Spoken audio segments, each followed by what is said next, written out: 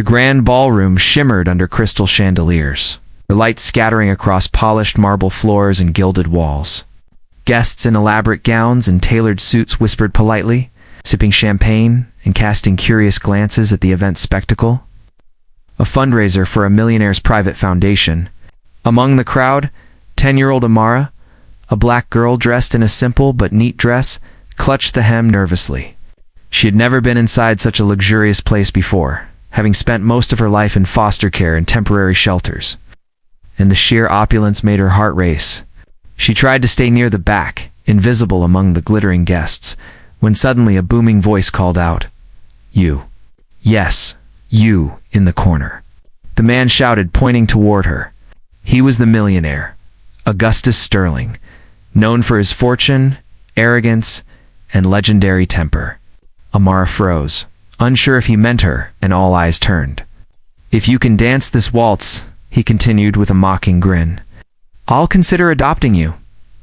The words hung in the air, dripping with sarcasm, and a ripple of polite laughter spread across the room.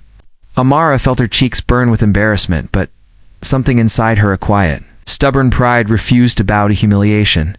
The orchestra began playing a soft, lilting waltz. Amara's hands shook, but she remembered the small dance lessons she had taken in the foster home's rec room. The ones that were always ignored by others, always laughed at because she couldn't afford proper shoes or lessons. Still, she stepped forward, letting the music guide her movements. Her steps were tentative at first, but as she found the rhythm, she began to glide more confidently, her body attuned to the rise and fall of the melody. The room fell silent. All eyes now fixed on the girl who had dared to challenge the millionaire's cruel joke. Sterling's eyebrows shot up in surprise. He had expected a fumbling child, a momentary amusement for the wealthy crowd. But instead, Amara spun gracefully, her feet barely making a sound on the marble. Her head lifted, her eyes bright with determination. And she moved as if the music itself had whispered courage into her bones. Whispers spread through the ballroom. "She's good!" The laughter that had accompanied his words vanished, replaced with astonished murmurs. Amara didn't notice. She was lost in the waltz. Every movement a silent declaration that she would not be mocked. As the final notes of the orchestra swelled, Amara executed a final twirl, landing with perfect poise and a triumphant smile. The crowd erupted into applause, some standing, others cheering. While Augustus Sterling's mouth opened and closed, stunned into silence, he had never seen such skill, such confidence, from a girl he had assumed would be nothing more than a fleeting joke. Amara curtsied deeply, her heart pounding, and for the first time that evening, she felt truly seen, not as a foster child, not as a black girl in a room full of the wealthy, but as a person capable of brilliance and grace. Sterling cleared his throat, attempting to regain his composure, but his voice wavered. "Well, I suppose." He trailed off, scanning the crowd, who now looked at him with raised eyebrows. Murmurs of approval for Amara's performance filled the air. Realizing the spectacle had shifted in her favor, he gestured awkwardly toward her. You danced beautifully," he admitted, a reluctant smile tugging at the corners of his mouth. Amara's chest swelled with pride, and she held his gaze with quiet dignity, knowing that she had earned not just applause, but recognition from the very man who had intended to humiliate her. Over the next hour, Sterling approached Amara with a mixture of curiosity and newfound respect. "I was wrong to mock you," he confessed quietly away from the crowd. "Your talent, your courage, it's remarkable." Amara nodded, still holding the warmth from the applause. She didn't need his approval, but his words carried weight. They marked the first step toward changing the way he viewed her. Other guests, witnessing this exchange, whispered that perhaps the girl had not only won the dance, but had also begun to win the heart of the notoriously difficult billionaire. Weeks later, Amara received an invitation to visit Sterling's mansion, not as a guest for entertainment, but as a young protege of his foundation. He had decided to fund her dance lessons properly, providing her with shoes, uniforms, and private instructors. More than that, he offered mentorship, encouraging her to pursue her talent with confidence and purpose.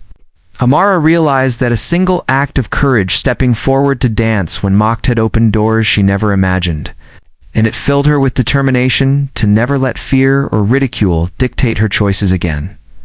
Months turned into years, and Amara's life transformed dramatically. Dance became not just a skill, but a passion.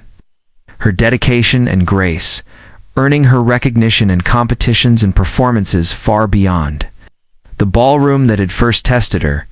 Sterling remained a presence in her life, his once arrogant demeanor softened by witnessing her resilience.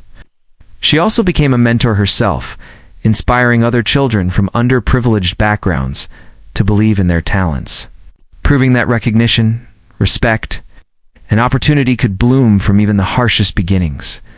Standing once again in a grand theater years later, Amara performed before a sold-out audience, her movements fluid, her poise undeniable.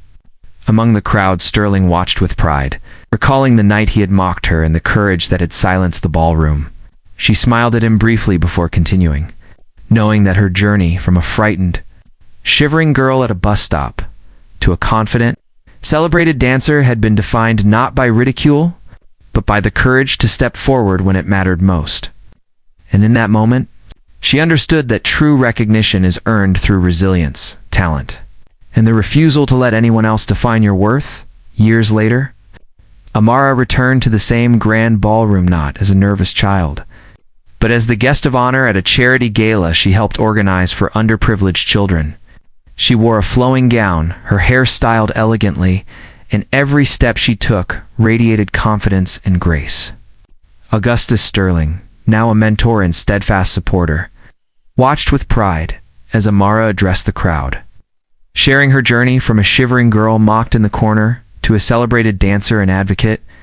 The audience listened in rapt attention as she emphasized courage, perseverance, and self-belief, proving that a single act of bravery, stepping forward when mocked, could change the course of a life, inspire others, and turn even the harshest beginnings into a story of triumph, hope, and lasting impact.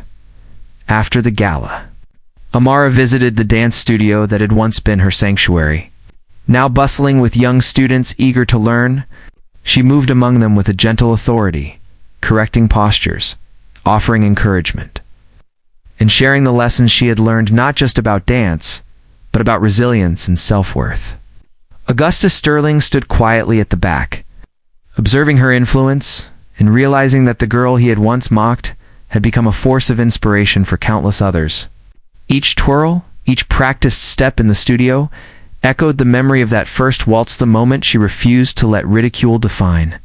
Her hand served as a reminder that courage, when nurtured, could ripple outward to touch far more lives than anyone could anticipate. Months later, Amara launched a scholarship program through Sterling's foundation, specifically aimed at helping talented children from disadvantaged backgrounds access quality dance training. She traveled to community centers, schools, and shelters, teaching workshops, performing demonstrations, and sharing her personal story of courage and determination.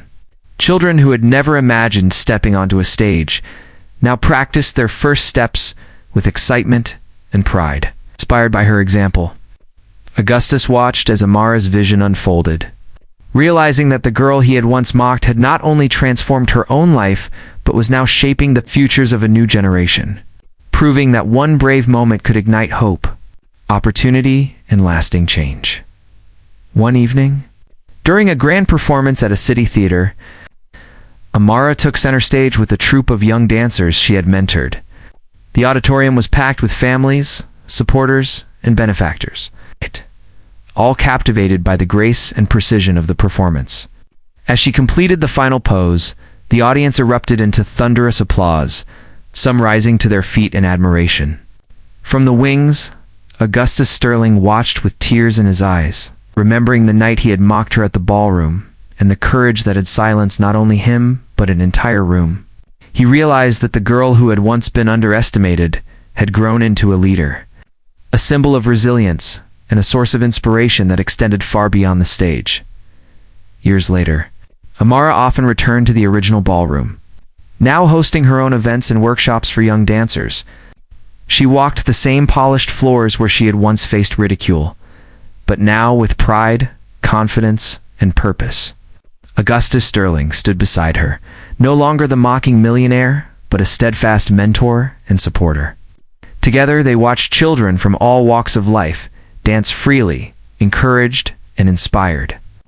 Amara reflected on her journey from a shivering, uncertain girl to a celebrated dancer and advocate, understood that courage, resilience, and the willingness to step forward in the face of doubt could transform lives, create legacies, and turn even a moment of mockery into a lifelong story of triumph and hope.